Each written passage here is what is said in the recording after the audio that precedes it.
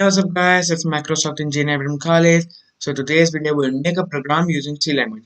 So all you have to do is to download the software which can run C programming language. The available IDs for C programming language are shown on the screen. I'm using div C++ because it is easy to use. So let's check it div C++. Now click on file, new, source file. Over here you have to write hashtag include stdio.h. Now void main bracket curly braces. Now write print function.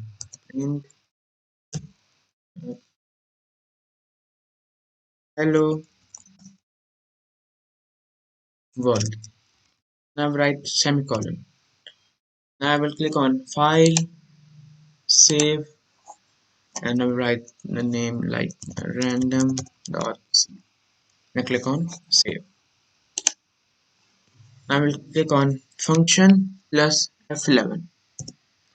It will compile and run the code. So you can see hello world. So thanks for watching. See you later.